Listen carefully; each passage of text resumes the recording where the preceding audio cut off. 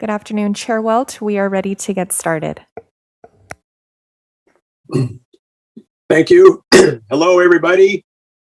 I would like to call the May 6th, 2021 LAFCO meeting in Santa Barbara County to order.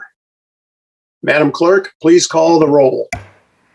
Commissioner Aceves. Commissioner Allen. Here. Commissioner Freeman. Here. Commissioner Geyer. Here. Commissioner Hartman. Here. Commissioner Lavanino. Here. Commissioner Sierra. Here. Commissioner Stark. Here. Commissioner Waterfield. Commissioner Welt. Here.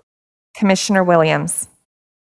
Let the record reflect Commissioner Waterfield and Commissioner Williams are absent, and Commissioner Welt is our chair for today, and Commissioner Sierra will be our voting member for today's meeting. Thank you, Madam Clerk. At this time, please stand and join the commission in pledging allegiance to the flag. Ready, begin. I pledge allegiance to the flag of the United States of America and to the republic for which it stands, one nation, indivisible, with liberty and justice for all. Thank you. The next item of business is the approval of the minutes from the April 1st, 2021 meeting. I'll move them as presented. Commissioner Geyer. Thank you. Is there a second? Hartman seconds. Okay. Any further discussion? If not, thank you very much. Madam Clerk, will you please call the roll? Commissioner Aceves. Commissioner Aceves. Aye. Commissioner Freeman. Aye. Commissioner Geyer. Aye. Commissioner Hartman. Aye. Commissioner Lavanino. Aye. Commissioner Sierra. Aye. Chair Welt. Aye. Motion passes Thank you. unanimously. Thank you. Now is the time for members of the public to speak on items that are not on the agenda. Madam Clerk, are there any requests to speak on items not on the agenda? Chair Welt and members of the commission, now is the time for general public comment. If any members of the public are joining us today via Zoom for general public comment on any items that are not on our agenda today, please use the raise hand feature or dial *9 on your touch-tone phone to raise your hand, and that will indicate that you would like to speak during general public comment today. Again, please use the raise hand feature or dial *9 on your touch-tone phone, and that will indicate that you would like to speak on the particular item that we are on as we move through today's agenda.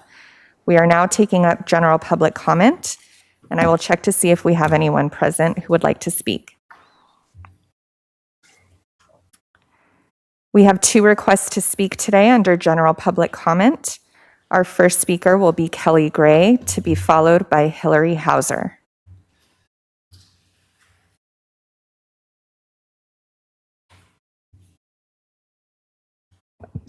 Thank you, Madam Clerk. Please proceed with public comment.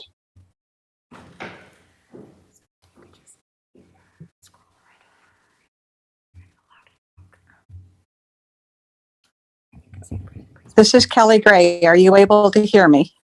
Yes, thank you, Kelly.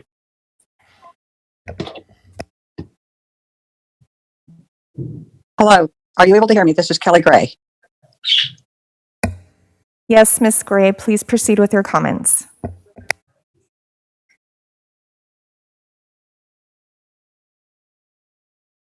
Hello.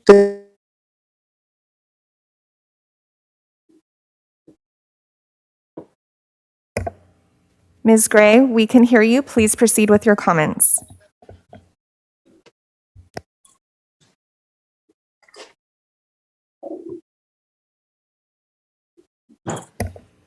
Chair Welt and members of the commission, we will go back to Ms. Gray, and we will now move to Hillary Hauser.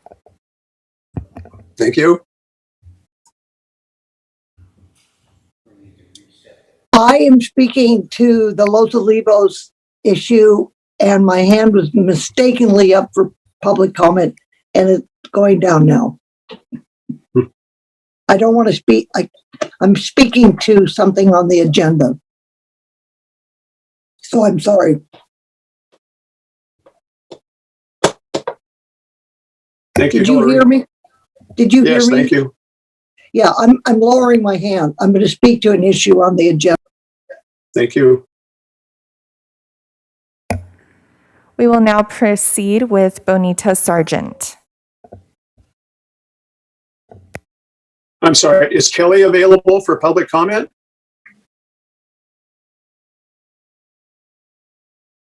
This is Bonita Sargent, but I'm also speaking on a subject that's on the agenda. Are we going to have an opportunity to make comments later?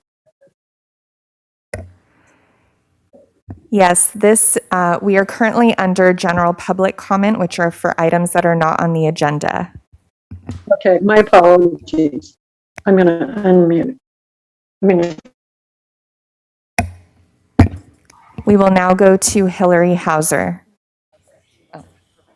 My apologies. We have no request to speak for public comment today. Okay, thank you, Natasha. That concludes the public comment for today. The next item of business is the approval of the ex-agenda request. Mr. Dillon. Good afternoon, Mr. Chair, members of the Commission. This is an ex-agenda item. The caption for the item would be as follows: closed session conference with legal counsel regarding significant exposure to litigation from Healy Ocean in a letter dated May 5, 2021. This closed session is authorized pursuant to Government Code Section 54956.9. Now, an ex-agenda item may be added to the agenda, but there's a few requirements we have to meet. First of all, it requires a 2/3 vote of the commission, and that's 2/3 of the eligible voters. In our case, we have 7 eligible voting spots, so a vote of at least 5 commissioners would be needed today to put this on the agenda. So that's the first requirement. Secondly, the need for immediate action should be such that it cannot reasonably wait for the next regularly scheduled meeting.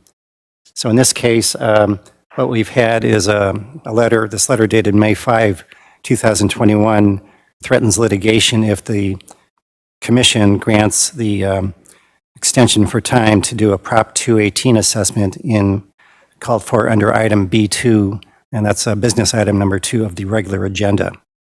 That's a time-sensitive request for an extension of time for the Los Olivos CSD, and putting that off for a month without consideration just so we could have a closed session briefing is not reasonable. So I think that statutory requirement has been met or is met. The key is that the need to have the agenda item added arose since the posting of the regular agenda. The regular agenda is posted no later than 72 hours before the regular meeting, and the need for the closed session is identified in a letter that LAFCO received yesterday around 4 o'clock. So that was less than even 24 hours prior to the hearing. So that's the justification, and it concludes my report, Mr. Chair. If you have any comments or questions from the Commission, I'll be glad to try to answer those. Otherwise, you can move on to public comment. Okay, thank you, Bill. Any comments from commissioners?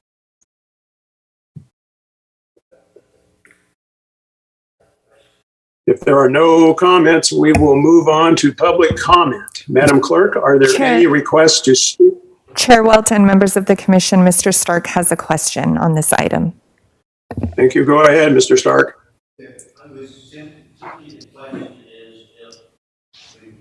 Cannot hear Mr. Stark. Is your mic on?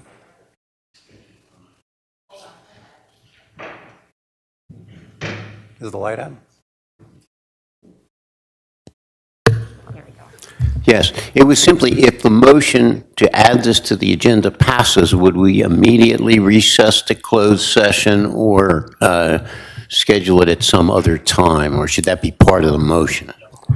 My recommendation is that it be added to the agenda after business item number 1 and before business item number 2. It's up to the chair, but that's the recommendation from staff. Does that help, Bill? Sorry, Mr. Chair. No, Mr. Stark, does that sound reasonable to you? Oh, that sounds absolutely reasonable. Then you hear it immediately prior to the item to which, the public item to which it relates, yes. Okay. Thank you. So will we take a motion then, or when the item comes up, or now, or when the item comes up? The commission is asked to make a determination now whether to add it to the agenda. That's the threshold issue. And if you do that, then it would be taken up just before item B2. So right now, the request is that you consider the request from staff, and staff asks for a motion and vote to add it to the agenda. I'll move to add the X agenda item. I second that motion. Mr. Chair? Yes. We're still waiting. The clerk is going to call for public comment as soon as commissioner questions are. Yes. Yes. Okay. Commissioners, any more comments regarding this issue before we go to public comment and then the motion? Okay, if there are no further comments from commissioners, Madam Clerk, are there any requests to speak from the public? I would just like to remind members of the public that are logged in today to use the raise hand feature or dial *9 on your touch tone phone if you would like to speak under this item. Chair Welt, I do not see that we have any requests to speak. Thank you, Madam Clerk. That concludes the public comments. Now I will entertain a motion to approve the X agenda request. Commissioner Guyer, I'll move to add the X agenda item. Great. And I will second that. Thank you. Any further discussion from the commission?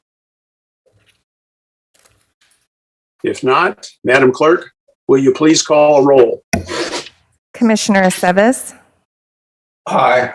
Commissioner Freeman, Aye. Commissioner Guyer, Aye. Commissioner Hartman, Aye. Commissioner Lavanino, Aye. Commissioner Sierra, Aye. Chair Welt. Aye. Motion passes unanimously. All right. Thank you, everybody. The next item of business is the approval of the consent agenda. Would any commissioners like to pull an item off of the consent calendar? Great. Actually, I don't want to pull it, but I do have a question. On number 3, where it says approved final amendments, could we drop the word final? Makes it kind of sound like we're going to pass amendments, and that's the final of it, and never going to do it again. Sounds final. Chair Welt, Yes, go ahead. for the record, I would just like to read the item in that Commissioner Guyer requested. Thank you. Please. Consent calendar item number 3 is to approve final amendments to Commissioner Handbook, Section 4A, 4 and 5, LAFCO membership regarding requirements for public member selection and appointment. Chair Walt, this is Yes, go staff. ahead, please. This staff would like the commission to pull item 4. Pull item 4. Okay. Chair Welt and members of the commission, consent calendar item number 4 is to approve and authorize the executive officer to file applications to transfer benefits related to commission prior approved policies for LAFCO employees. Okay, thank you. Back to Mr. Guyer's comment about number 3. Craig, you have any other reaction to the word final besides final? Yeah, final kind of sounds like final, and in this case, we're just amendment to the manual, and we probably will be back at some time to do it again. I can go either way. It seems out of place to me, but Okay. You sound like you're easy on that one. Okay, any other commissioners would like to pull anything from the consent calendar?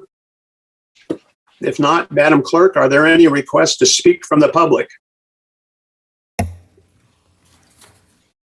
Chair Welt and members of the commission, I do not have any requests to speak under this item. Thank you, Madam Clerk. Please proceed with the, okay, I'm moving on here. I will now entertain a motion to approve the consent calendar. Chair Well, if I may, this is Mike Prater, Go ahead. Executive Officer. Under consent item 4, which we requested to be pulled, we wanted a clarification in item 4A.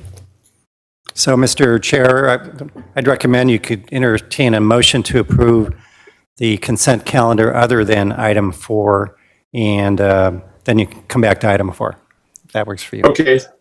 Thank you, Mr. Dillon. Do I have So a motion to approve? Yeah, Commissioner Lavanino will move the balance of the consent calendar. Hartman, second.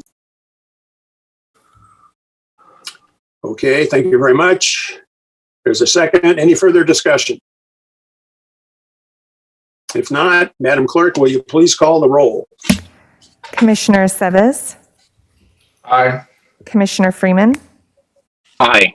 Commissioner Guyer, Aye. Commissioner Hartman, Aye. Commissioner Lavanino, Aye. Commissioner Sierra, Aye. and Chair Welt. Aye. Motion passes unanimously. Thank you, everybody. The next item is change of organization, item number 1. No. Will the clerk please read that item into the record? Mr. Chair, point of order. Yes. We ahead. need to go back to consent item number 4, which Mr. Prater just asked you to pull.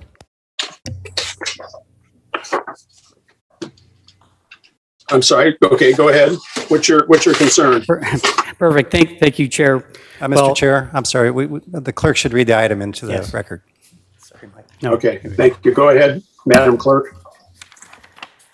Chair Welt and members of the commission, consent calendar item number 4 is to approve and authorize the executive officer to file applications to transfer benefits related to commission prior approved policies for LAFCO employees. Okay, Thank you, Madam Chair. Clerk. Thank you, Chair. The clarification that staff wanted to make was under item A for disability insurance. The number cited in the staff report was mischaracterized, and wanted to clarify that. It was noted as the new premium for Lloyd's of London application would be $146.14. That was an incorrect notation. That should actually read $190.64. Okay. So, Mr. Dillon, do we bring that back in the next meeting? Mr. Chair, I think you have some discretion to go ahead and approve it now. You're still looking at a reduction from the current rate by the other company of $365.27. This is about, not quite 50, well, it's about $45 more than what was noticed, but I don't think that's a substantial change from the notice, and I think if you want to approve it today, you can do that.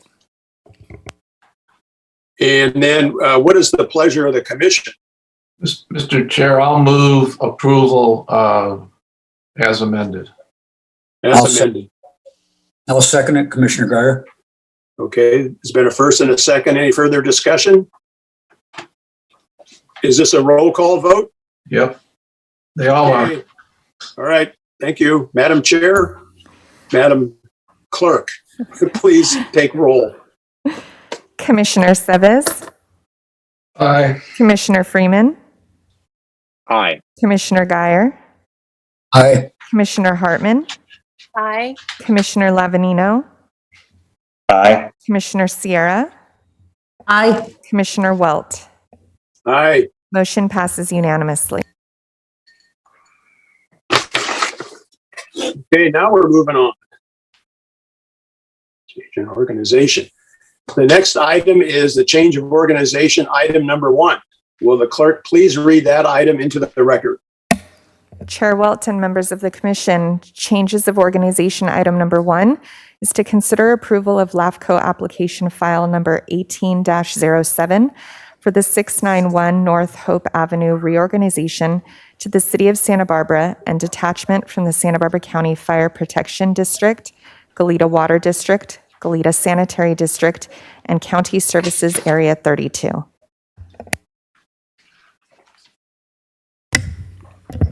Thank you. Madam Clerk, are there any requests to speak from the public? Chair Walt. Well, I'm sorry. I apologize. Back up for a second.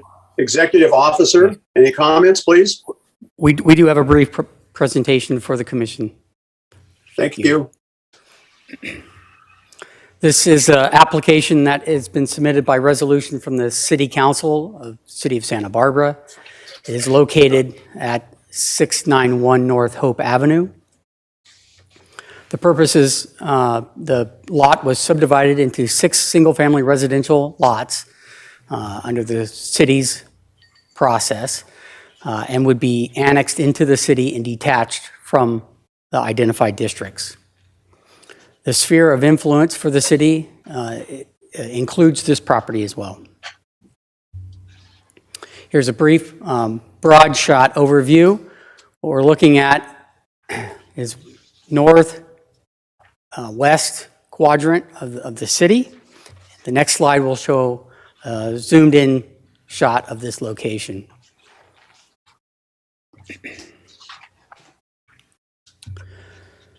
The land uses are residential, includes an existing single-family residence. As mentioned, it was for a subdivision of 6 lots, so the remaining 5 lots will be continue to be vacant at this time. No changes in land use would be facilitated as a change of this boundary. The designation is both residential in the county and the city as well. The city has submitted a plan for service that outlines the services and the facilities and improvements that are required. Those can be found in attachment F. The city was the lead agency and has prepared a notice of exemption that qualifies under section 15183, and that is consistency with the development and density established by the city's general plan, for which the EIR was certified by the city. Upon approval, LAFCO will file our exemption as well. Both the city and the landowner, I should back up, this parcel is uninhabited, which means it's less than 12 registered voters. Both the city and the property owner have consented to this annexation, and therefore the annexation can proceed without notice and hearing of the conducting authority. To conclude, the site is located within the area that is best allowed for the city to provide the services now and into the future, and that the proposed annexation represents a reasonable and logical extension to the city service. So with that, LAFCO's staff is recommending that the commission approve the proposal and adopt it by resolution. And with that, if I conclude my presentation, if there are any questions of staff, I'd be happy to answer. Thank you, Mike. Are there any questions from the commissioners?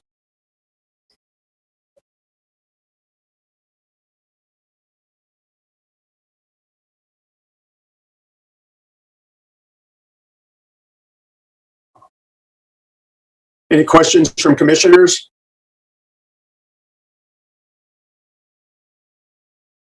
Natasha, can you hear me? Chair Welt, I do not see that any commissioners have requested to speak. Okay, thank you very much. I do have a question. Commissioner, Go ahead. I'm not finding the resolution in my packet.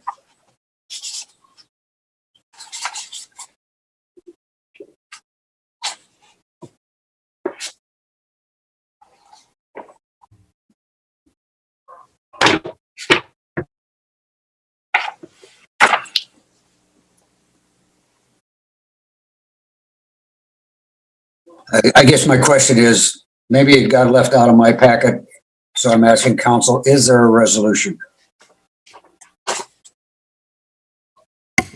We're checking. I have a resolution in my packet. This is Commissioner Hartman. It's attachment G. Okay, yeah, I have it. it was left out of my packet, so I'm good. Thank you. Okay. Thank you, Craig. Madam Clerk, are there any requests to speak from the public? Chair Welt and members of the commission, I do not see any raised hands indicating that any members of the public would like to speak on this item. Thank you, Madam Clerk. That concludes the public comment. I will now entertain a motion.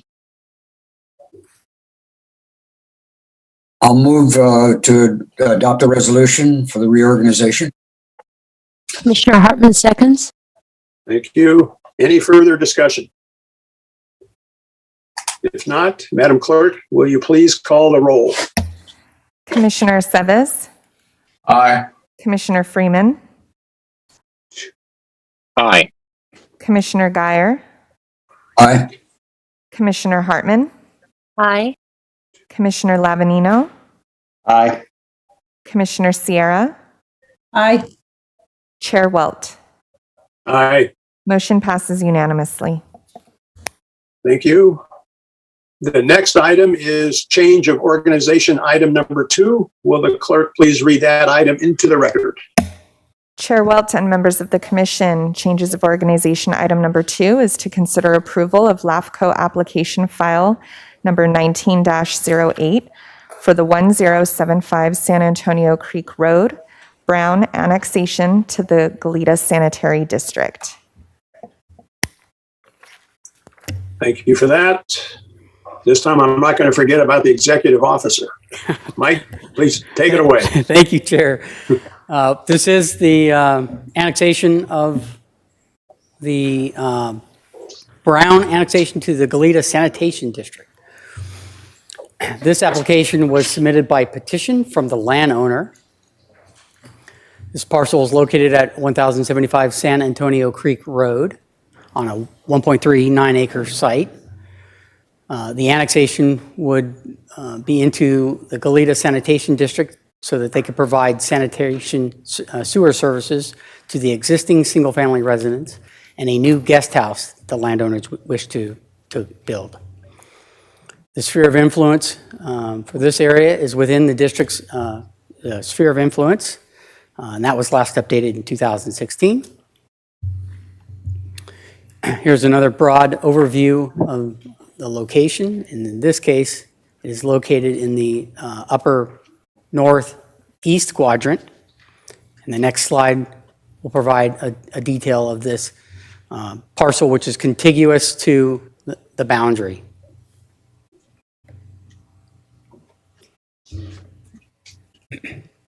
The land use is residential, contains an existing single-family residence. They wish to add a new guest house and renovate the house, the existing residence. So no changes in land use would be facilitated by this boundary change. The land use designation under the county is residential.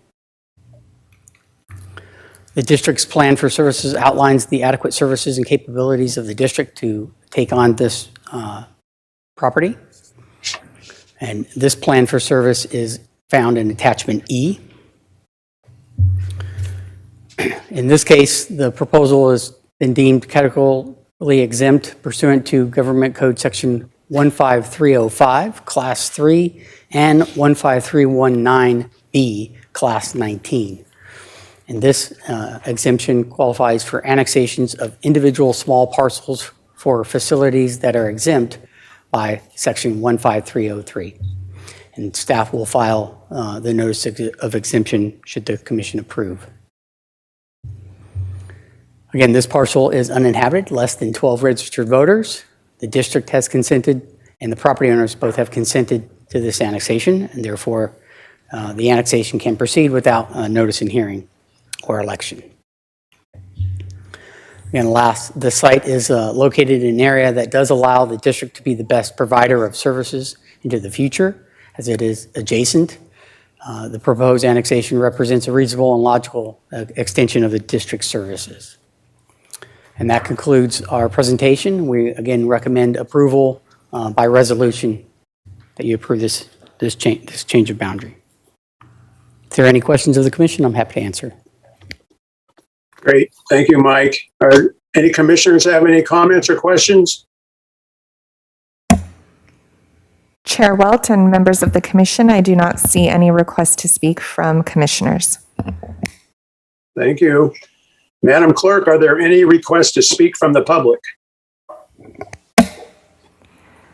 Chair Welt and members of the commission, I do not see that we have any request to speak under this item. Thank you. That concludes the public comment. I will now entertain a motion. I will move approval. I'll second it. Any further discussion? Thank you. Madam Clerk, will you please call the roll? Commissioner Seves, Aye. Commissioner Freeman, Aye. Commissioner Guyer, Aye. Commissioner Hartman, Aye. Commissioner Lavanino, Aye. Commissioner Sierra, Aye. Chair Welt. Aye. Motion passes unanimously. Thank you, Madam Clerk. The next item is business item number 1. Will the clerk please read that item into the record? Chair Welt and members of the commission, closed session item is, no. I'm sorry. Yeah, back it up 1. Business item. My apologies. Okay. Chair Welt and members of the commission, business item number 1 is to consider recommendations regarding the final budget for fiscal year 2021-2022.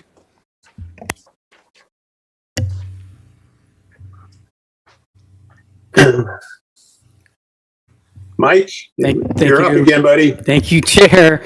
I do have a brief presentation that covers the final budget. Attached is the recommended budget as attachment A. This is the attachment A, difficult to read, I know. I just wanted to show this for illustrated purposes that there is a complete attachment that you can see that outlines each of the line items within LAFCO's budget. I do have a close-up of the bottom line and a notation to a change in the contingency line item. So circled in red is a new number as presented was 200,000 in contingency reserves. Upon further review, I actually noted that we began the year with $236,818. And so that will track and reflect through, and we will wind up with a substantially slightly higher imbalance as estimated in contingency. So I just wanted to bring that to the Commission's attention. Moving forward, just to remind the Commission and the public, LAFCO is an independent commission, and we establish our own budget.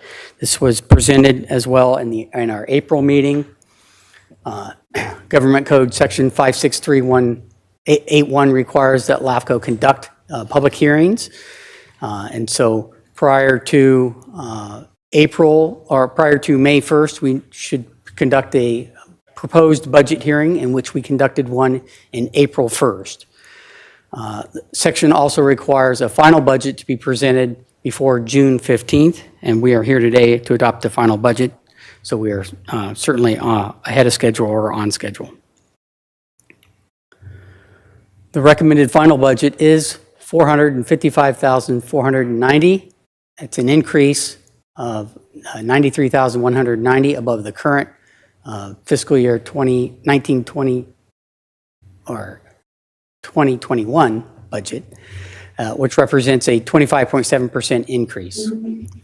Again, as mentioned in the April meeting, this is largely due to now hiring an executive officer as an employee model, which includes benefits. There was also an increase in the general fund cost allocation plan. And on the April 1st meeting, the commission directed $18,000 be added to the contributions for contingency reserve fund. This This slide represents the summary of the 21-22 budget.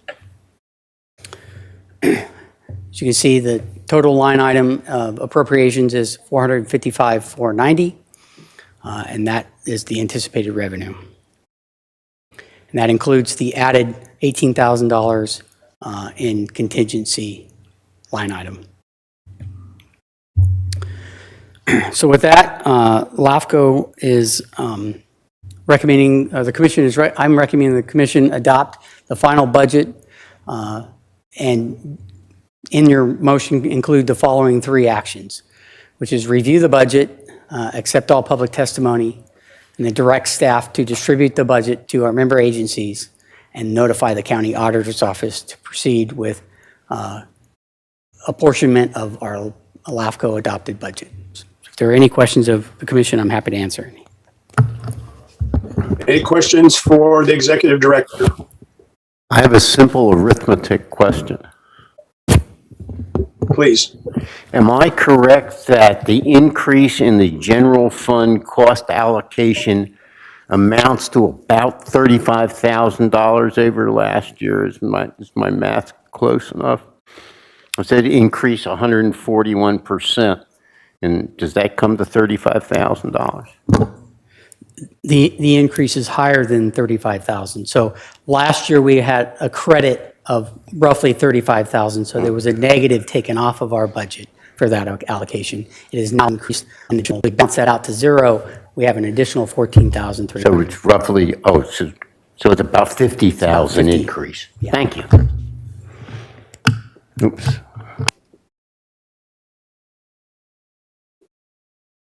Any other questions for the executive officer? If not, Madam Clerk, are there any requests to speak from the public? Chair Walt and members of the commission, we have no request to speak on this item. Thank you, Madam Clerk. That concludes the public comment. I will now entertain a motion. I'll move for adoption of the budget and A, B, and C as outlined in the staff report. Is there a second?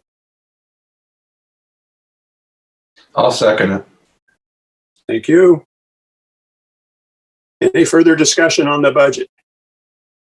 If not, Madam Clerk, will you please call the roll? Commissioner Seves, Aye. Commissioner Freeman, Aye. Commissioner Guyer, Aye. Commissioner Hartman, Aye. Commissioner Lavanino, Aye. Commissioner Sierra, Aye. Chair Welt. Aye. Motion passes unanimously. All right. Thank you, everybody. We will now recess to closed session. Madam Clerk, will you please read the items for consideration today? Chair Welt and members of the commission, our closed session today is conference with legal counsel, significant exposure to litigation from Heal the Ocean in letter dated May 5th, 2021. This is for Government Code Section 54956.9. Mr. Chair, Please, Mr. Dillon. just for the benefit of the public, we estimate about 30 minutes for closed session, so we should be back by no earlier than 2:15. Okay, thank you, Mr. Dillon. Madam Clerk, we will return from closed session at approximately 30 minutes from now. And if I may ask, did we get a link? I'm looking and can't find the link for the closed session. Yes, Chair, Walt and members of the commission, you will see the link was just sent to your inbox with an Outlook calendar invite. If you did not receive that, please give us a call or email myself, Jacqueline Alexander, or Natasha Carbajal, and we will get that to you. But if you check your inbox, that was just sent about 5 minutes ago, a separate link to our closed session. So you can leave our regular session. That link will work all day, so you can come back to it and go into our closed session agenda. Thank you. Thank you. Jacqueline, could you email me that link? Yes, I can. I will do that now.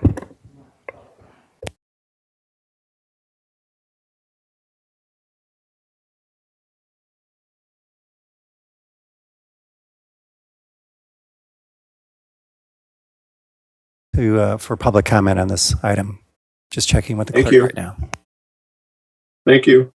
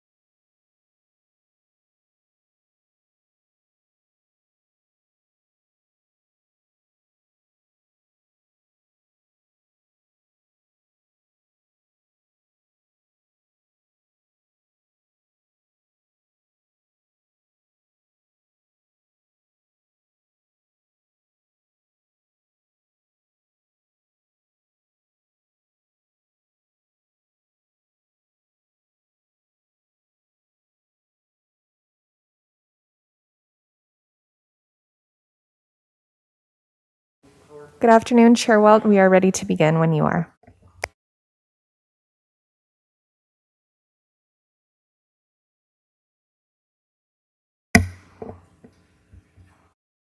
Chair Welt, your microphone is muted.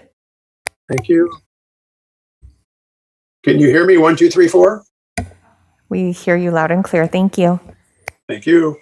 We are now reconvening the meeting of May 6, 2021. Will County Council please report out from the closed session? Thank you, Mr. Chair. County Council isn't here, but LAFCO Council will be glad to report out of a closed session. Yay! We've got a couple of ex-county councils here, but Mr. Chair, the commission took no action in closed session that requires a report. Thank you. Okay. Thank you, Mr. Dillon. The next item of business is business item number 2. Will the clerk please read that item for the record, into the record? Chair Welt and members of the commission, business item number 2 is to consider a request from the Los Olivos Community Services District to extend the time to successfully conduct a Proposition 218 assessment as required by Condition B in the Resolution 17-03 approving formation on April 13th, 2017. And I would just like to remind the public to please use the raise hand feature or dial *9 on your touch tone phone if you would like to provide public comment under this item today. Thank you, Madam Clerk. Mr. Prater, Thank you, report, Chair. please. Thank you, Thank Chair, Commissioners. I have no presentation, but I will make a couple of brief comments before I turn it over to the public. So as the Commission is quite familiar with this request, this is the third such request that has come from the district. Initially, the Commission has approved the formation of the district, which included a special tax and a condition to implement the Prop 218 assessment vote within 1 year of that formation. It also included language that did allow for an extension.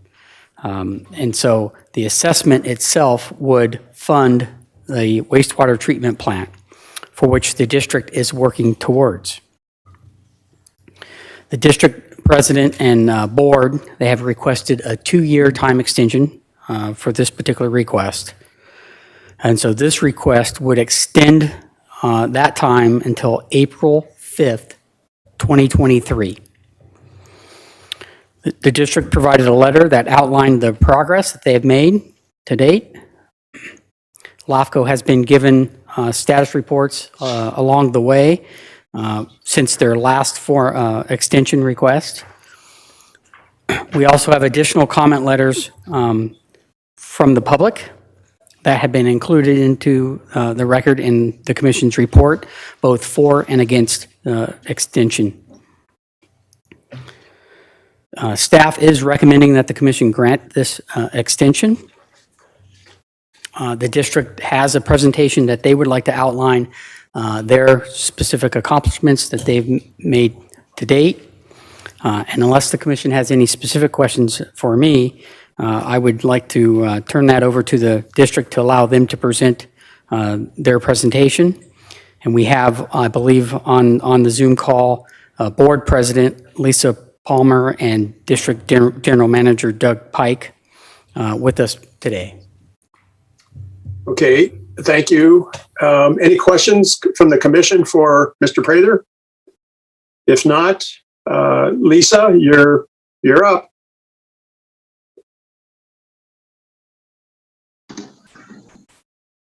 Great, thank you, Chair. Well, can you hear me? I've got you loud and clear. Thank you. Great, thank you. Thanks, and good afternoon to all the commissioners. I do not know if you can see the brief presentation. There we go. You can go ahead and move to the next slide, who's ever in control of that. I'd appreciate it. So thank you, Mr. Prater and Chair Welt. So I briefly want to go over, we don't need to go back to the beginning of history for you today, but I did want to point out a couple things in this timeline. So, we started in 2018 with an initial assessment of around just under $200,000. And so over the course of the last 3 years, have been doing the work of the district to both get started, build a reserve, and progress a project. So I do want to point out in the second blue box, you'll see the SBC, our right-of-way site acquisition. So we did make significant progress last year, and with assistance from Supervisor Hartman, in getting an easement for a county right-of-way parcel that is within the district. We have that for our use, subject to an approved project, right? The environmental review and approved project. So we do have that site as a viable option. We have continued to look at other sites because we know we need to do that as part of our due diligence and in preparation for CEQA and alternative site analysis. Probably the most important thing, since we sent you the update letter and request in March of this year, was that we did qualify for a state water recycling grant fund that is a matching grant of up to $300,000. So 150 from the district, 150 from the state. That will get us to a 60% design, and therefore an opportunity to hold that assessment vote based on completing that work over the next year. So we're aiming for an assessment vote in June of 2022. If you can move to the next slide, please. Just very briefly, and I don't need to go through all of these, but I do want to note that under initial studies, those first two items there, the load study and the groundwater monitoring are underway. Those have been funded by county EHS, as well as the preliminary environmental assessment that you'll see below. All of those need to be done in order to move forward into the design phase.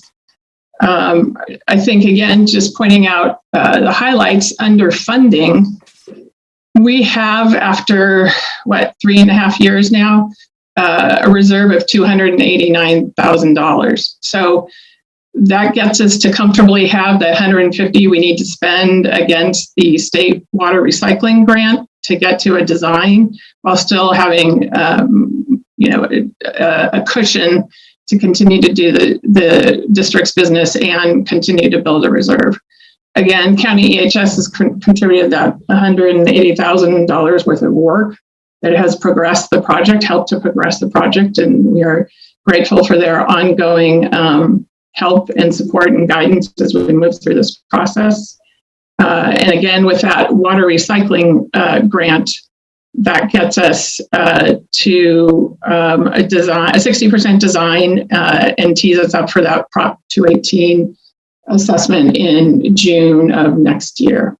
And I think just as an elected official, it's important to me that we are teeing our community up for a successful Prop 218 vote, not just rushing to do it, but making sure that the project aligns with the community needs and we can pay for it, and residents will indeed support that benefit assessment process. So those are my top line remarks. I think what might be more productive is to answer any questions you may have regarding the request.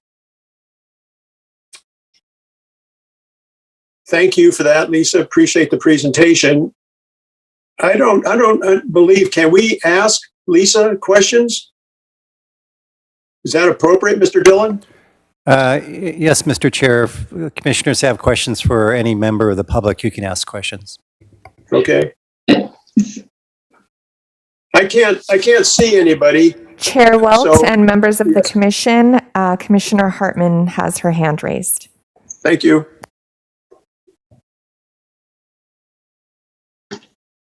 You're muted, Joan. Thank you. So there have been a number of claims, and I think you've dispelled a number of them, about the level of effort, about the grant funding that you've succeeded in getting, about the administrative fees and how you've set those aside, and about conflicts of interest. Those have been resolved. But there's one that I think is still circulating about the CSD requesting to get out of the LAMP. This is a little bit complicated, and I would like you to explain this very clearly, if you would, because I think there's members of the public who don't understand this, and it's a very important concept. I'm happy to. Thanks for the question. So one of the things we've done as a district is look at how in this interim period, while we are working toward implementing a community-wide sewer system, if there are any provisions that could be made for under the LAMP that carve out or acknowledge that have made the commitment to connect to sewer. And if there is any consideration to be given for residents, that it be considered. So, but to be clear, that is within, we don't have regulatory authority as far as enforcement. That's the role of EHS and certainly the water board. So any changes we might ask to be made of the LAMP have to be reviewed and approved by those two bodies. Again, speaking as an individual board member and representing my constituents, I think it's incumbent upon us to find ways, if they are within the regulatory framework, to bring some relief to our residents while we're moving in this transition period. And if we can, we will. And if it's not tenable, then we won't. But it is a discussion we're obligated to have. We're grateful for the input, feedback, and the guidance we've received from County EHS with this, and look forward to continuing to work with them on what that might look like as far as provisions within the LAMP. The county LAMP has provisions for Montecito and Isla Vista, I believe. There could potentially be special provisions again for Los Olivos based on that commitment to connect to sewer. Right. So if I may just follow up, there's no effort to take the Los Olivos CSD out of the LAMP program or out of LAMP regulations. You couldn't do that. You're just asking for some modifications to help people get through this interim period to when we do have sewage treatment. Could you also talk about phase 1 and phase 2? I think there is some confusion and people think that there isn't going to be a phase 2. Well, that's a good question, and I'm glad you brought it up, because if you look at, there has been a lot of talk about phase 1, but if you look at what we'll be doing in this upcoming effort with the water recycling grant fund, that is a system designed for the entire district, right? So what that'll tell us is, what does that design look like and what will it cost? So in my mind, again, speaking as an individual member, if we need to push as far as we can in terms of getting as much of the community converted to sewer as quickly as possible within the design and economic constraints. So I think we will know what that looks like when we get through that assessment process. And if we can do more than the phase 1, we're going to do more than phase 1. If we can do the whole community, we'll do the whole community. But, again, I think getting ahead of ourselves and committing without having gone through the exercise of design, that's not responsible on my part. So I hope that answers your question. And I have one final question. If you were ordered to hold a 218 election tomorrow, would you have a basis on which to do that, financial and otherwise? Well, we're not at a project, no, because we don't have, and Doug, you may need to help me here, Doug Pike, because we haven't quantified financially what that benefit assessment is to the parcel, if that makes sense. In other words, we still need to go through this study and design process and estimating process in order to get to a 60% project by which we can come up with an economic, we can come up with a price tag and then apply it with whatever formula we apply to the parcels, to determine what that benefit will be to each parcel. Okay, thank you for that. Any other commissioners have questions for Lisa? Okay, thank you very much. Yeah, thank you. Appreciate it. You're welcome. Thank you. Well done. Any other requests from the public to speak? Chair Welt and members of the commission, we have 3 requests to speak today under this item. We will first go to Bonita Sargent, to be followed by Hannah Beth Jackson. Thank you.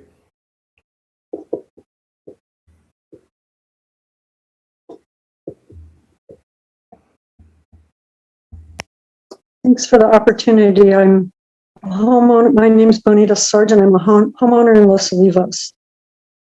After 3 years of existence, in just this past January of 2021, the Los Olivos CSD has produced a draft, not a final version of an on-site wastewater treatment system requirements. Although Lisa Palmer's presentation cited a monitoring program is in place, the requirements document states that the groundwater monitoring plan, identified as a highest priority 4 years ago by the original steering committee studying the situation, was finally due to be completed just this past April 30th. According to the January requirements draft document, no actual monitoring of groundwater has taken place since 2006.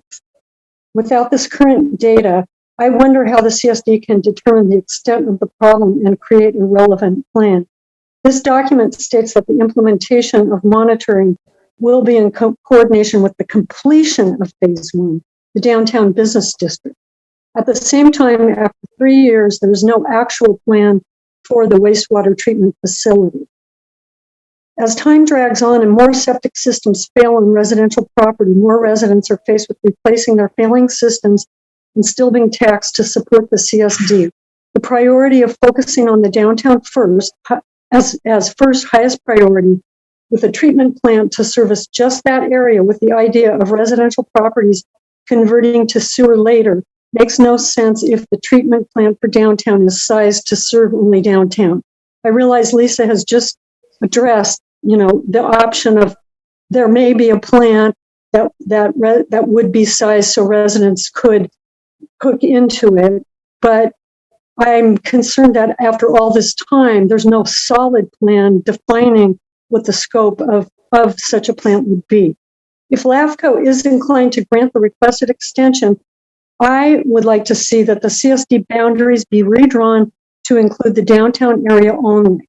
The amount of time that has already lapsed and has yet to produce an actual plan indicates that residential service is many years in the future if it ever happens. Thank you very much. Thank you, Bonita. The next public speaker is Hannah Beth.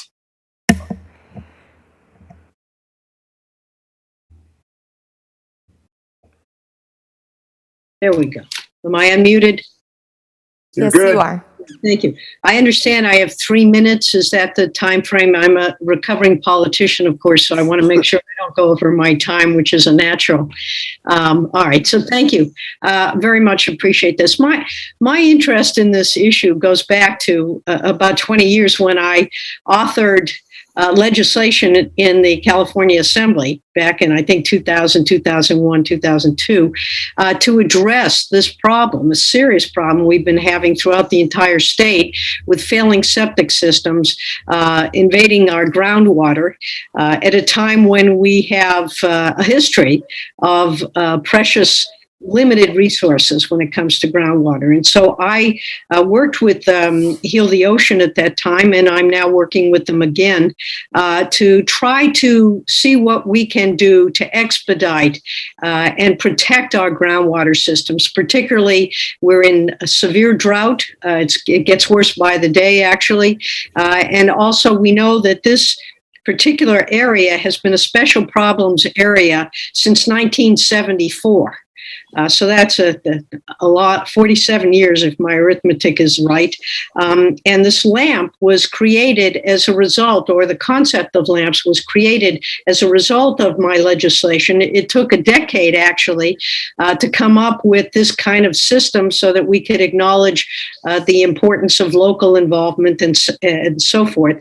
But it has been quite some time with this problem existing in this particular area. We have a LAMP.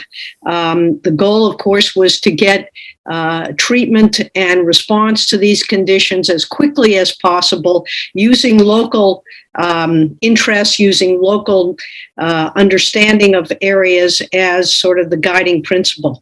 Well, again, here we are. It's 2021. We're in a serious drought. Climate change is making the entire situation worse. My understanding is that the focus here in remediating the problem is now limited to the downtown area. This problem expands throughout the community. Phase one, perhaps, being on the downtown. It certainly isn't on the whole community itself. I don't know why, but I can tell you that there are solutions. One of the things I learned in the legislature is if you're going to complain, you better come up with an answer. And I think we have an answer. I think the answer is to either go back to the county, include the entire community. My understanding is in the past decade or two, not a surprise, technology has improved. There are these pocket plants that could be leased. They don't even have to be purchased. I think Arroyo Grande is an example of one. Avila Beach is considering it. Wineries are using them. The foothills of Pasadena have gone this route. The technology is there. Climate change is real. We're in a serious drought. Our groundwater, particularly in this area, continues to deteriorate. And the idea of waiting yet another 2 years after we recognize this problem, after this area has been in designation as a special problem area since 1974. I asked the question, can we really afford to wait 2 more years? I don't think that the answer is yes. And with that, I would suggest and respectfully request that consideration be given to this concept of inquiring about a lease for a pocket plant, get this thing sited. We can be up and running in a couple of years rather than wait 2 years before we start the process again. A 2-year extension is not going to fix the problem. And with that, I appreciate your time. And I know that certainly all of you want to get some results, but I think the additional delay just doesn't get us there. So thank you for your time. Good. Thank you, Hannah Beth. Madam Clerk, do we have any other members of the public that would like to speak? Chair Welt and members of the commission, we will now go to Richard Merrifield, who is our final speaker.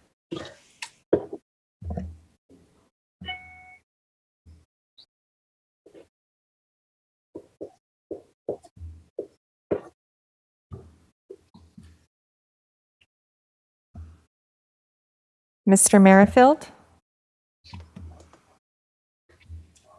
There, I'm sorry, is that better? You're good. Okay. Sorry. My name is Richard Merrifield. I want to thank you for the opportunity to comment. I'm speaking on behalf of Heal the Ocean and myself. I'm a former director of environmental health for Santa Barbara County. I retired in 2010 after 34 years. I was the chief author of the Santa Barbara County Septic System Maintenance Program and a member of the statewide committee that drafted the current statewide regulations for septic systems. I got a lot of experience with Los Olivos. As has been stated, it was declared a special problems area in the 70s due to shallow groundwater, nitrate pollution, and wells that were abandoned because of that nitrate pollution, and the existence of many small lots. Sometimes it's forgotten that Los Olivos, the lots there actually were formed in the 1880s as tent lots, and many of them are only 1/10 the recommended minimum size for a septic system. In 2003, we authorized the Questa report using the state funding that Hannah Beth Jackson referred to, which confirmed these concerns it provided recommendations for improved management. This is back in 2003. Subsequent to that, we were contacted by some business owners whose systems were failing, rendering their businesses technically substandard and not even legal. And we have been trying to, I say we, I've been retired for some years now. We worked with the community to try to get something going. We funded an engineering report in 2010 to provide a blueprint for community wastewater management. The chief author of that study is the current general manager of the district. It's my understanding there have been at least 2 subsequent studies, perhaps more, to refine these recommendations and formation of the district, which was a huge step forward. But my point, I think, is that we've known that there's a problem here for at least 50 years.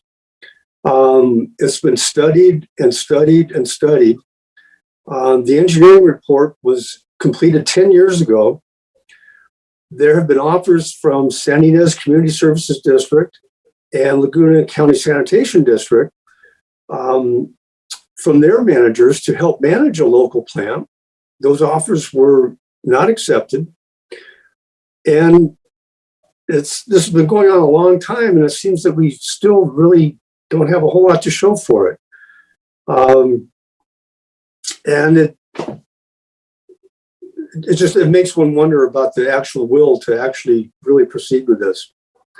Anyway, it's been going on a long time, and I think it's time to actually get something done that actually deals with the wastewater and not just another plan. Thank you for the opportunity. Thank you, Richard. Madam Clerk, I'm looking at the script. Now, is this the time where we have commissioner interaction discussion, or do I go right on into entertaining a motion? Chair Welt and members of the commission, I actually have 3 additional requests to speak under this item, so I'd like to go to ahead. those. Go ahead. We will now go to Kelly Gray, to be followed by Allison Thompson. And Ms. Gray, if you can please unmute your device. Hello, I think I accomplished that. Thank you. Yes, hi. I've been a resident of Los Olivos since 1998. And the CSD has been in effect for 3 years and accomplished nothing except collecting taxes from us. Meanwhile, systems are failing. People are putting them in at the cost of $40,000 a piece to replace them, and they're continuing to get taxed. I urge you, please don't renew.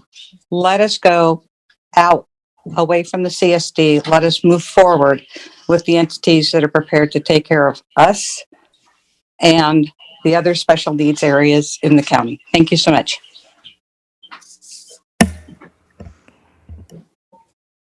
We will now go to Allison Thompson, to be followed by Hillary Hauser, who is our final speaker.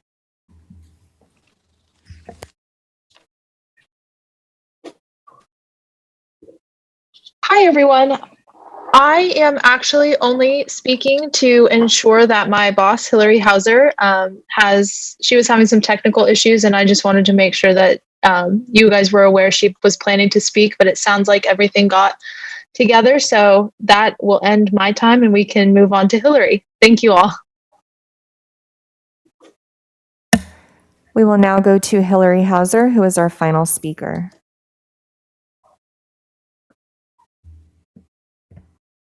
Okay. Thank you, commissioners, for waiting for me. I'm being heard, right? Yes, thank you. Thank you so much. It's Hillary Hauser from Heal the Ocean. I thank you for this opportunity to speak.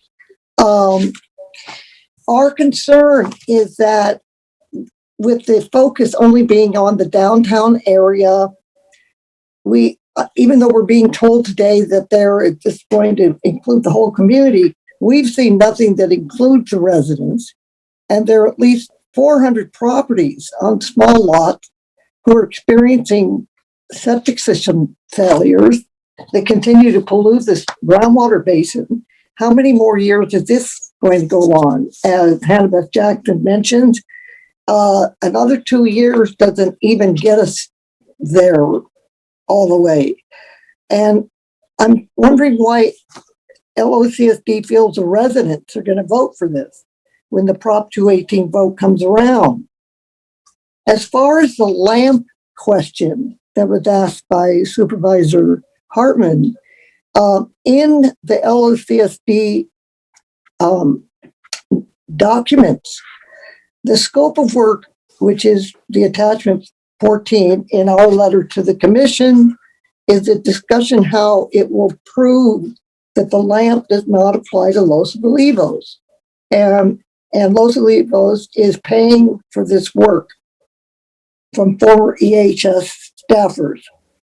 So, and also recorded in the LOCSD minutes of December 9, 2020, there is a discussion about getting them removed from the special problems area designation for Los Olivos. The special problems areas list is a county ordinance established in 1974, as Annabeth mentioned, to delineate areas of the county where there are physical constraints with septic system. Los Olivos is on this list, so is Ballard, so is Janet Acres. The only true and honest way to get off of this list is to fix the problem and not find loopholes to get off this list. That the fact that this list is still active is what we're talking about. And it is a new age for wastewater recycling, these pocket plants that Hannibal mentioned. I called a couple of commissioners, told them about this. This is recycled water that you can lease to buy, and they're very well thought of, but the commissioners I talked to don't know of alternatives like this. And so to just focus on this downtown area, what this will do is create blockage for us to get at the whole problems area list. I mean, 1974, it's long enough already. And so we have an opportunity to get at all of this. So we ask LAFCO to not grant this extension. I mean, if you delay the decision so we can sit around the table and talk about a bigger thing, but I don't see you doing this. I mean, I wish I could see you doing this.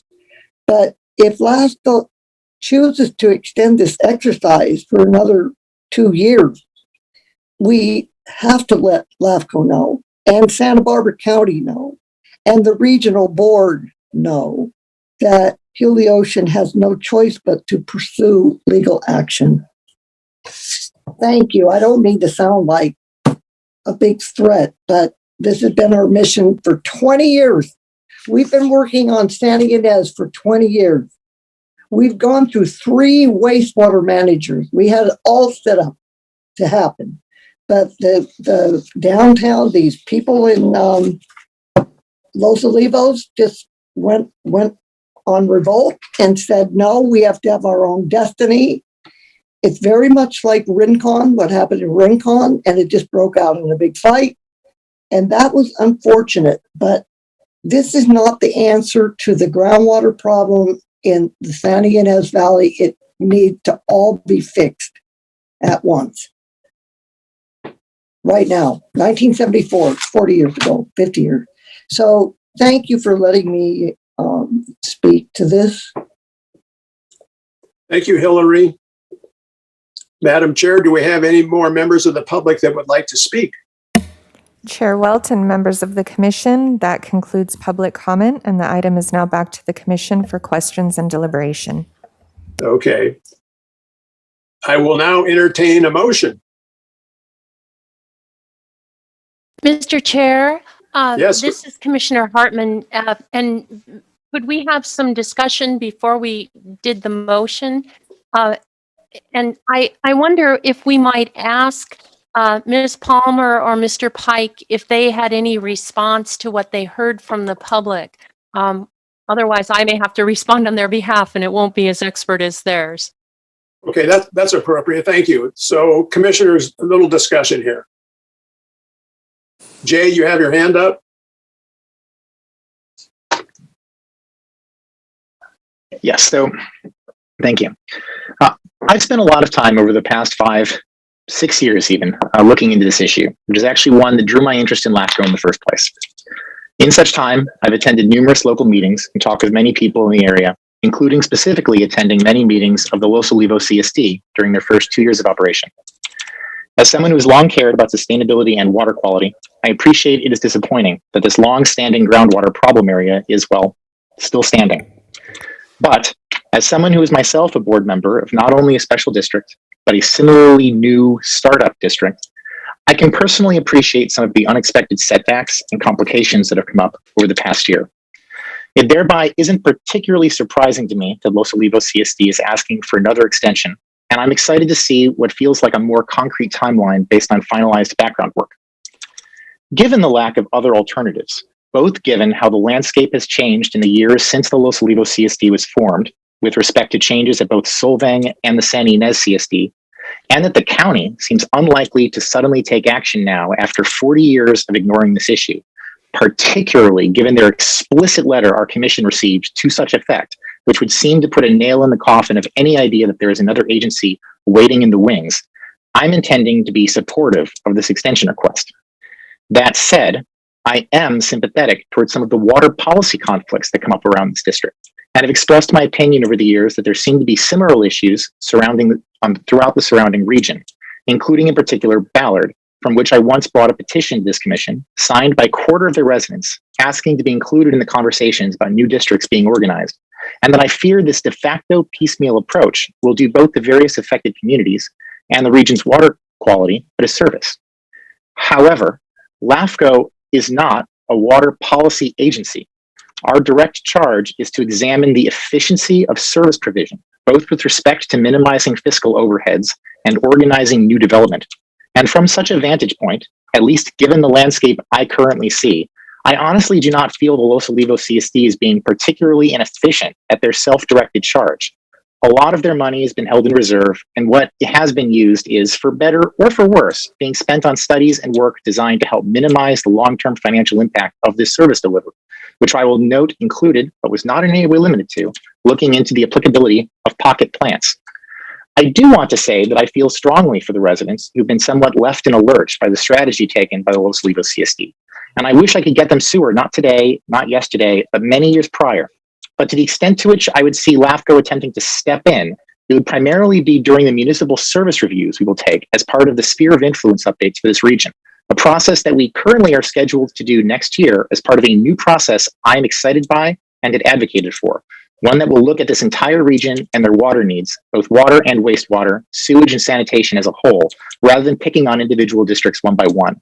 It is during this process that it could be determined that particular areas, maybe even the oft-mentioned residents outside of the Los Olivos downtown, are being underserved. Truly, I could see such a process coming to any number of conclusions with respect to the most effective organization of wastewater service in this region. And yet, I do not feel like any of them are fundamentally incompatible with Los Olivos continuing on their current trajectory.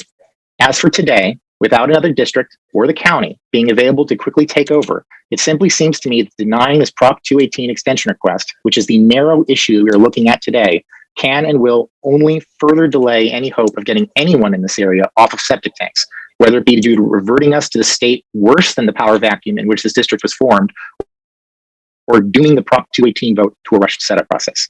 Thank you for letting me have my piece there. Thank you, Commissioner Freeman.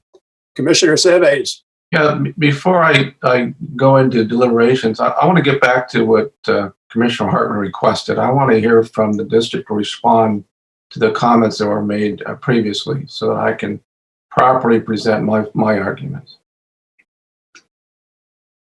You're requesting a comment from Commissioner Hartman? No, Commissioner Hartman made a request to have the district respond to the public comments that were made. The district. Lisa Okay, Palmer or their executive director, one of the two could respond, please, to what the comments were made by the different speakers. I'm here. I was just waiting. Sorry if I waited too long. I'm happy to, and Doug, hopefully you're here and can jump in. You know, to the special problems area designation, you know, as a board, again, we are obligated to look at and discuss different ways of approaching this problem and resolving it, right? Some of that has been the special problems designation. Some of it has been is there a way, do we amend the LAMP? There's a lot of discussion. I think you'll note though, I mean, and part of our transparency process is all of that is there for the public to read. We haven't asked for anything specific from the county. We haven't made a policy statement. You know, have we wrangled with it longer than we'd like? Maybe. Again, thank you, Commissioner Freeman. I mean, we've been on the job for 3 years, excuse me. I almost blew the line, right? The county, this has been under county jurisdiction for I think it was 3 years when we were formed. So, the process is arduous. I hear the concern, and I share the concern about the septic systems for our residents versus the commercial core. I mean, if you'll recall, one of the reasons we looked at a phase 1, we're not committed to only doing phase 1, is that it gets at the density issue, right, out of the gate. We get as many as we can off. That doesn't resolve the residential issue, which all 5 board members are residents. So we all, have personal skin in the game, and that issue resonates with us. So to Ms. Jackson's comments about the plants that we're looking at, we are looking at everything. We've talked to Cloacina. We have looked at a whole host of tools, if you will, that may or may not work based on where we can site the thing, right? There's a lot. I'm not an engineer. I'm not going to pretend to be one here, but it's a dynamic puzzle. So now that we've got a site identified, we have some alternative sites that we should have our eyes on. Doug, you can help me there within the next couple months. As we move into that initial analysis, we'll be able to more readily assess potential sites that would serve the entire community, and move forward with that solution. Was there anything else in the comments that you wished me or Mr. Pike to address? Lisa, I do have just one general that I'd like to address, and that's timing, because all of us have the goal to do this as quickly as possible. And it's just helpful to note that the entire process from concept to pipes in the ground and a package plant operating and a system for getting rid of the byproducts and the effluent, it's a long process. As recently as last month, in our regular meetings we hold with the Regional Water Quality Control Board, the water board rep that's assigned to work with us said she'd be surprised if we could get anything in the ground within 5 to 10 years of our start date. And we have a much more ambitious plans than that, but that's because we've all been working on it for so long. And it was mentioned that I authored the wastewater management plan for Los Olivos back in 2010. And what happened between then and now, and it's funding. So a big thing that determines the duration of these projects is getting the funding. The Prop 218 vote isn't a magic event that all of a sudden we have the funding.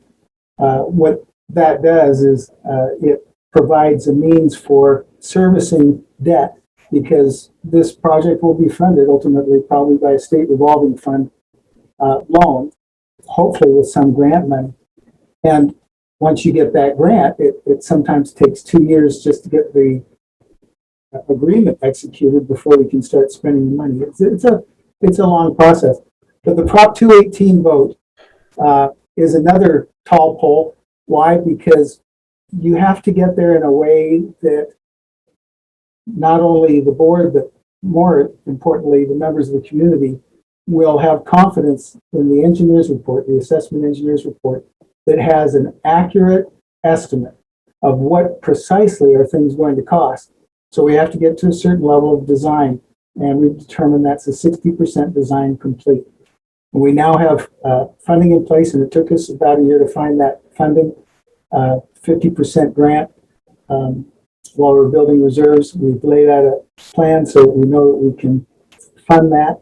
We anticipate that loan grant to be executed in August, and we hope to have those studies and that 60% design complete in the spring. And then we'll have enough information to do what they call a fair share analysis in the assessment engineer's report that we go to public workshops with. We review it with the regional board and with the county EHS. And it's a political process to get everybody on board for the highest probability of success of that vote. If we don't have a successful Prop 218 vote, then everything goes back to square one. And thank you for that. Thank you for that. Commissioner Hartman. I think Commissioner Aceves was before me. Okay. Roger. No, Commissioner Hartman, go ahead. I just wanted to get back to your initial question and then comment after that. Oh, thank you. Okay, well, I just had a couple of things I wanted to add. 75% of the people in Los Olivos voted to create the CSD. And the reason they did it was to find the most cost-effective solution, because these plants can be really expensive. We anticipate that it will likely be a pocket plant with a collection system.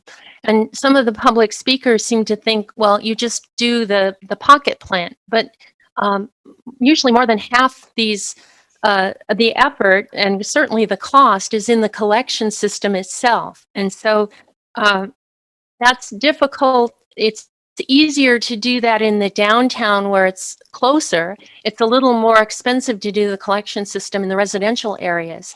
And that's what, as I understand it, the site-specific analysis under the LAMP, like IV and Montecito, is to create an interim strategy so that people don't have to fully put in whole new septic systems, but that they can get modifications until the collection system and the residential service area is up and running. I've worked with a number of boards, independent districts, and I have to say that this Los Olivos CSD board is among the most capable and technically knowledgeable of any that I've seen in my district or in the county. And they have a strong sense of urgency. They've identified sites. They've accumulated matching funds. They've secured grants. They're working on the studies. And we just heard from Mr. Pike more how they will get the revolving fund monies and then use the 218 assessment as a means of securing the loan. They've worked extremely hard, and so when it's appropriate, I would like to make the motion that we actually approve the extension conceptually and ask staff to come back next time with findings based on today's hearing that justify that extension. And that concludes my comment. Thank you. Steve. Thank you, Mr. Chair. First, I just want to say, I think that I'm putting Jay down for comment of the year. I think you wrapped that up perfectly. I really didn't want to follow that at all. And I appreciate his history on this, as well as Jones. Yeah. Both have been very tied into this. You know, and I think some of this has to do with, one thing I think that's fair, I don't want to say it's unfair, but I think it's been identified. This problem's been with us for 40, 45 years. And to try to form a new CSD and within 3 years expect magic to happen is just, you know, I mean, maybe it's because I'm on the Board of Supervisors. I don't expect things to get done in 6 months to a year. It's just, it's the way things work. It's very difficult. And if I thought that if I thought that their board was sitting on this or did not have the sense of urgency, I'd have maybe different inclinations, but I am happy to support Joan's motion when she does make it. And I have to also agree that I feel that this is one of the most technically savvy boards that we've dealt with. And we have dealt with a few on the other end of this spectrum, and we stepped in. But I don't think that's necessary on this issue. Thank you very much. Any other commissioners, comments? I have a brief comment. Actually, it's more of a question than a comment. Go ahead. Yes. My question is the memorandum from Scott McAlpin, the County Public Works Director, dated May 4th, I think it was referred to, is that in the record? I think it contains a critical paragraph with respect to that, namely that Public Works believes that significant work has been completed and that changing processes now would break the momentum, and further, the changing to county management at this time would actually add time and create new governmental logistical activities that would actually act counter to the goal of getting a community service system as soon as possible, which I think is kind of the critical factors. I just want to make sure that that letter was in the record before the commission. Mr. Chair, just a quick comment from Yeah, council. go ahead. Yes, I've seen that letter. It is in the record, Mr. Stark. Thank you. Thank you, Commissioner Stark, for that. Okay, no further comments. The chair will now entertain a motion.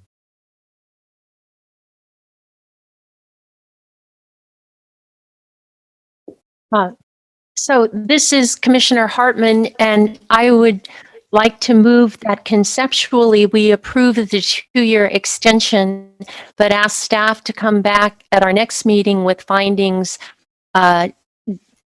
very careful findings to support this decision. Is there a second? Commissioner Guyer, I'll second it, but I do have a question to the motion. The findings, will the findings be in the form of a resolution? I would need to ask Mr. Dillon.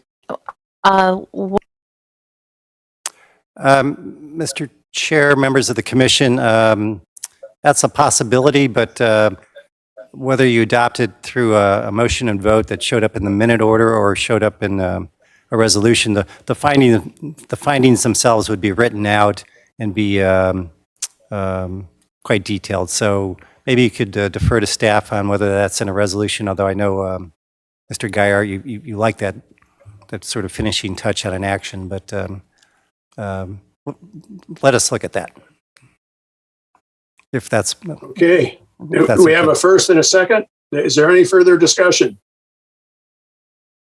Madam Clerk, will you please? I do have a question. Go ahead, Roger. The motion is that we conceptually approve. So does that mean when the findings come back, the question still remains whether we're going to extend it 2 years? Mr. Chair, members of the commission, technically a conceptual motion is something that could be revisited. It's rare that it happens, but it has happened rarely where the tide somehow turns, especially if there's a close vote, like a 3-2 vote on the Board of Supervisors. I've seen an occasion where someone would flip between that and the next meeting, but it's pretty rare. The conceptual motion, though, allows us to draft findings. We do have both the threat of litigation in the letter from Ms. Hauser, and she reiterated that today in her testimony. So as your counsel, I really support us taking the time to get those findings done. Thank you. Okay, having heard that, I agree. Okay. Thank you. Any further discussion? If not, Madam Clerk, will you please call the roll? Commissioner Seves? Aye. Commissioner Freeman? Aye. Commissioner Guyer? Aye. Commissioner Hartman? Aye. Commissioner Lavanino? Aye. Commissioner Sierra? Aye. Chair Welt. Call from Associate Geraldo. Chair Welt. Call from Associate Geraldo. I apologize for that. Madam Chair, Madam Clerk, Chair Welt. go ahead. Your vote, please, sir. Yes, thank you. I vote. Motion passes Yes. unanimously. Thank you. The next item is information item number 1. Will the clerk please read that item into the record? Chair Welt and members of the commission, information item number 1 is to receive and file a report on LAFCO application, file number 21-01 for the 1045 La Vista annexation to the Goleta Sanitary District. Mike, report, please. Thank you, Chair.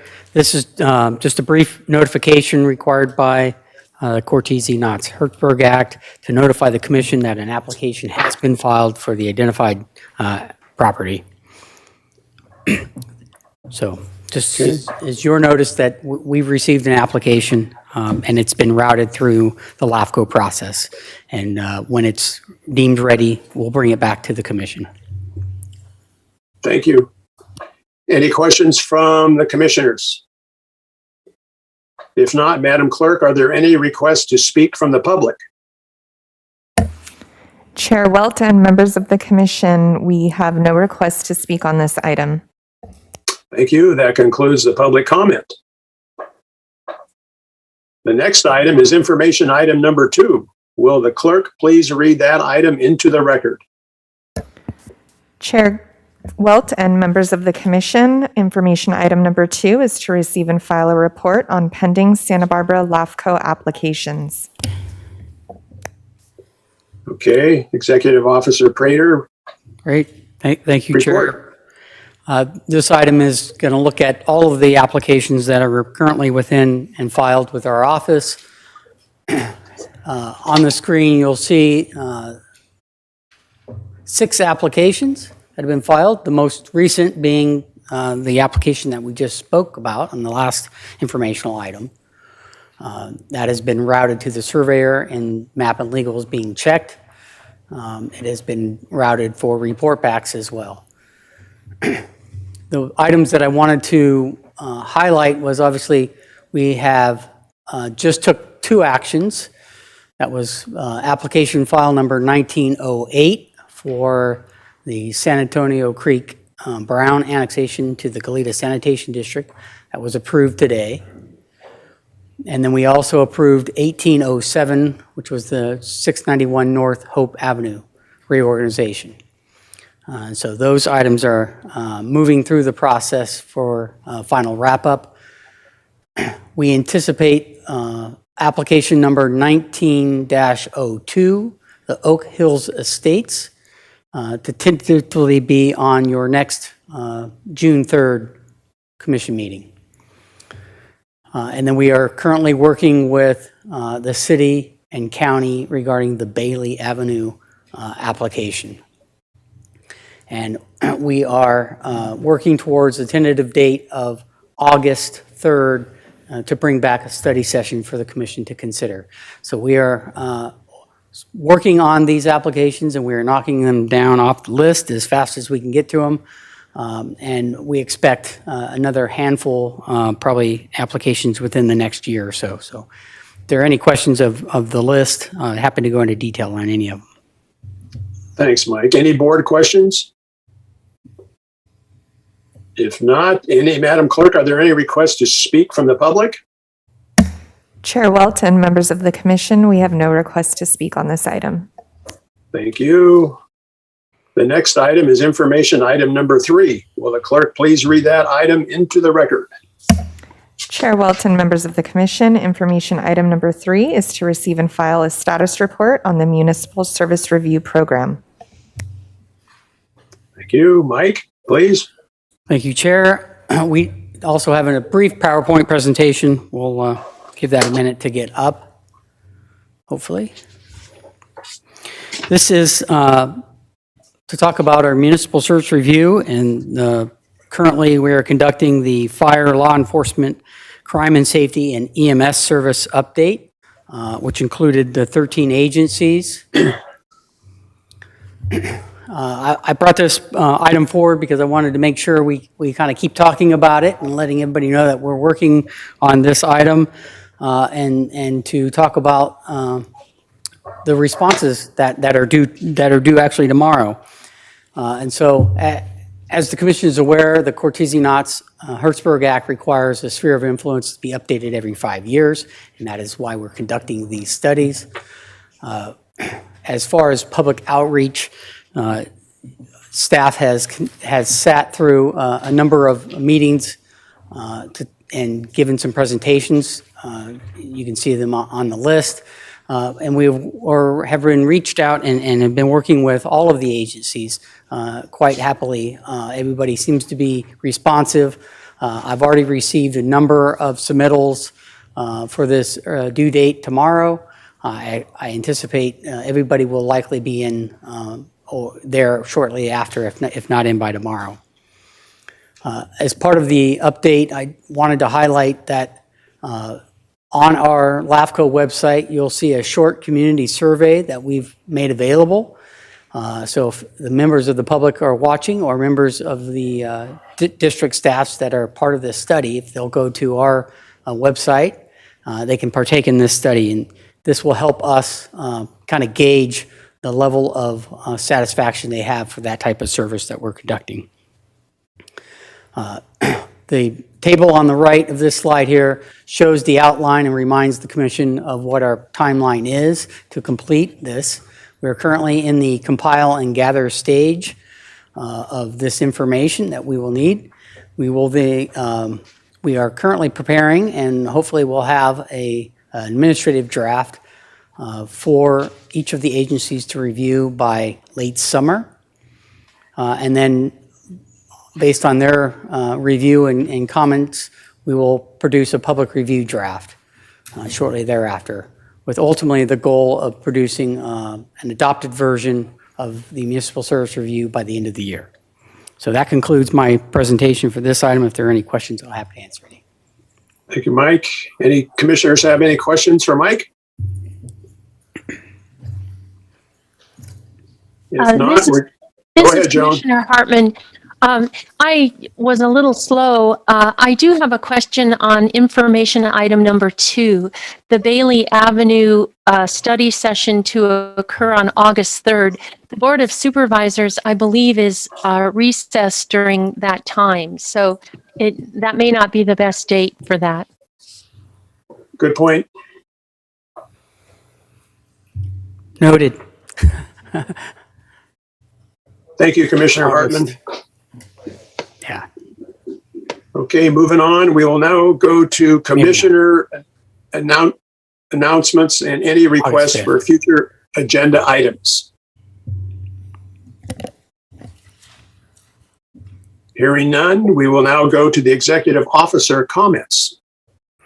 Thank you, Chair. I'll just remind, since we had that conversation about the Bailey Avenue, that would have been August 5th, not the 3rd. August 5th is the Thursday, our regular meeting. So that's that comment. The other comment I would make is we are anticipating canceling our July meeting. So for those of you that might be planning any summer vacations, we anticipate taking July off. And lastly, I'll just note that Mother's Day is arriving here shortly, so let's thank our mothers if we haven't done so already. Well said. Thank you very much. Thank you, commissioners. Well done, staff. Really appreciate it. And we'll see everybody Thursday, June 3rd at 1 o'clock. Meeting adjourned.